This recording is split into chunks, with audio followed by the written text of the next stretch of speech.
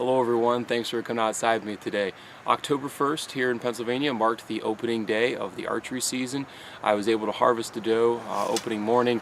It was pouring down rain, it was awful weather, so I didn't even bother bringing the camera out, and to be honest, I didn't think I'd see anything. I still have two goals left. One, to get a hunt on camera for you all sometime this fall or winter, and second goal is to try to harvest one with my recurve. I've never been able to harvest a whitetail with a recurve or longbow. I've loved shooting, it's a lot of fun. Today I'm out here practicing to see if I can't get it out. I still have two tags left, one antlerless and one antler tag here for central Pennsylvania. I'm very excited about it. But today I'd like to share some apps and online resources for you, just so happens to be 5 of them, that I use predominantly to help me find tree stand locations and pattern deer movement. My research is nothing scientific. It's definitely nothing amazing, and these apps I use, you probably go, duh, I already use them, but at least I'd like to share them with you in the ways that I use them. And particularly if you hunt a lot of public land or if you move around a lot. For example, this summer my wife and I had to move our family to a different part of more west central Pennsylvania, so I now had to open up a completely different type of hunting style. It's more mountainous out here, all public land pretty much, and so I've really had to try to adjust, and these online resources and apps that I've been able to use have really helped me be successful so far this year. Probably the #1 app I use is an app called MyRadar. It has on it the ability to have a wind direction layer, and it uses like little tracers to show you exactly in real time, according to your GPS location on your phone, in real time which way the wind is blowing, if it's swirling, how quick it's moving.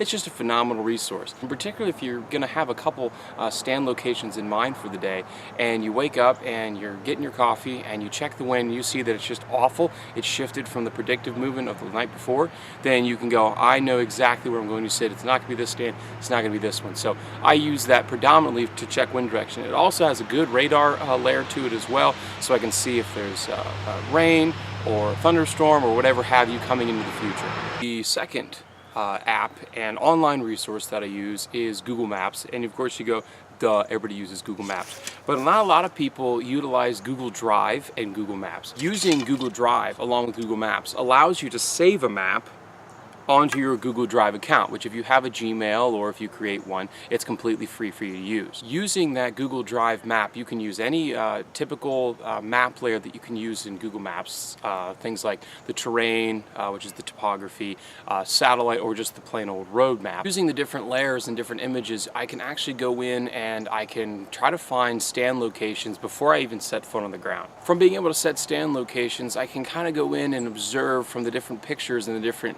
years, or time of year rather, that the pictures were taken. I can kind of guesstimate, if you will, what types of trees I'm looking at before I even get into the woods. So for example, if I'm looking at a winter picture and I see a whole bunch of green, obviously those are coniferous trees and they're not going to be a food source, but they could be a source of bedding cover. If I'm looking at the topography layer and all of a sudden I see a whole bunch of trees that have all turned the same color at the same time, this could all be maple, which doesn't really help me, but what if they're all some sort of red or white oak tree?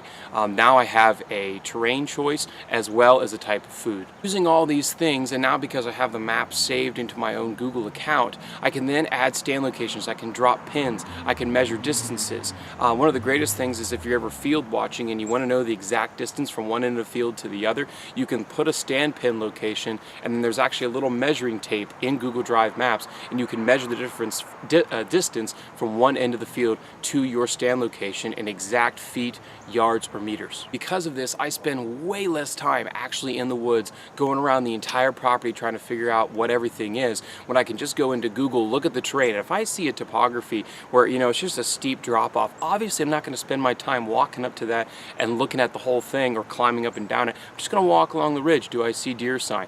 If I see a whole bunch of green, or if I see low growing shrubs, obviously I can't put a tree stand in there. So that's something that I'm going to have to look to skirt around, or if it's bedding cover or whatever. So it has totally changed the game for me in terms of how I approach scouting and how I approach hunting in general. The third app or online resource that I use is any sort of weather app that you like. And you might go, okay, lame, but at the same time, you kind of need to know the weather. In particular, if you're like me, you have a young family, or if your job doesn't allow you to get out as much, you have to plan your hunting trips, maybe a week, 2, 3 weeks in advance.